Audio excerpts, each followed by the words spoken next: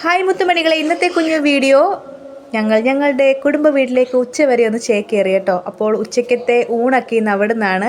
അപ്പോൾ കുഞ്ഞൊരു ലഞ്ച് പ്രിപ്പറേഷനും ഒക്കെയാണ് ഇന്നത്തെ വീഡിയോ. അപ്പോൾ വീഡിയോയിലേക്ക് പോയാലോ.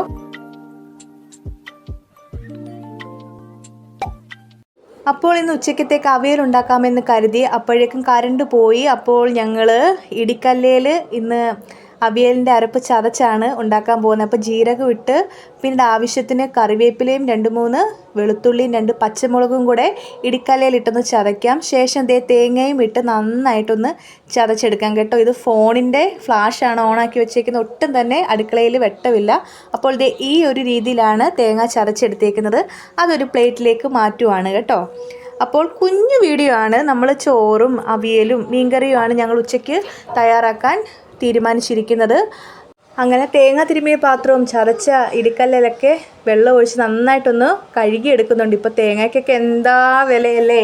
അപ്പോൾ ഒട്ടും തന്നെ തേങ്ങ കളയുന്നില്ല. അപ്പോൾ നമ്മളൊരു പാത്രത്തിലേക്ക് അവിയലിൻ്റെ കഷ്ണങ്ങളെല്ലാം ഇട്ട് അരപ്പും ഇട്ട് വെള്ളവും ഒഴിച്ച് ആവശ്യത്തിന് കറിവേപ്പിലയും ഉപ്പും ഇട്ട് നമുക്കിനി ചെറു തീയിൽ വെച്ചൊന്ന് വേവിച്ചെടുക്കാം. ഇത് നെയ്മീൻ്റെ കുഞ്ഞാണ്.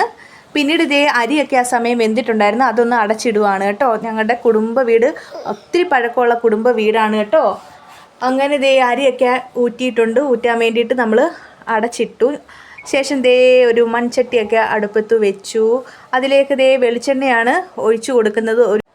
ഇന്നത്തെ വീഡിയോയിൽ വേറെ സൗണ്ടുകളൊക്കെ കേൾക്കുന്നുണ്ടെങ്കിൽ അത് അടുത്തൊരു അമ്പലത്തിൽ സപ്താഹം നടക്കുന്നുണ്ട്, അതിൻ്റെ സൗണ്ടാണ് കേട്ടോ. ശേഷം വെളിച്ചെണ്ണ ചൂടായപ്പോൾ കടുകും ഉലുവയൊക്കെ പൊട്ടിച്ചെടുത്തതിന് ശേഷം അരിഞ്ഞു വെച്ച ചുമന്നുള്ളി, ഇഞ്ചി, വെളുത്തുള്ളി, പച്ചമുളക് എന്നിവയിട്ട് കറിവേപ്പിലയും കൂടി ഇട്ട് നന്നായിട്ടൊന്ന് വഴറ്റിയെടുക്കുന്നുണ്ട്. അപ്പം മീഡിയം ഫ്ലെയിമിലാണ് തീ വെച്ചിരിക്കുന്നത്. അപ്പോൾ ഞങ്ങളുടെ കുടുംബ വീടാണ്, എൻ്റെ പപ്പയുടെ വീടാണ്. പിന്നെ ഒരു 1/4 ടീസ്പൂണോളം മഞ്ഞൾപ്പൊടി, ഉലുവാപ്പൊടി, കുരുമുളക് പൊടി ഇതെല്ലാം ആവശ്യത്തിന് കേട്ടോ.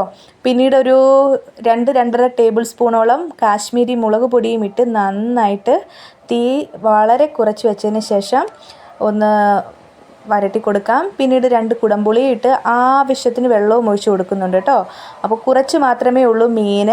അപ്പോൾ കുറച്ച് വെള്ളം ഒഴിച്ച് കൊടുത്താൽ മതി. ചട്ടിയിൽ നിന്ന് നല്ല പുക വരുന്നുണ്ട്. കാരണം നമ്മൾ ഗ്യാസിൽ എപ്പോഴും മീൻ ചട്ടി വെച്ച് കഴിഞ്ഞാൽ മീൻ ചട്ടി പൊട്ടാൻ സാധ്യതയുണ്ട്. ആവശ്യത്തിന് ഉപ്പും ഇട്ട് കൊടുത്തിട്ടുണ്ട് കേട്ടോ.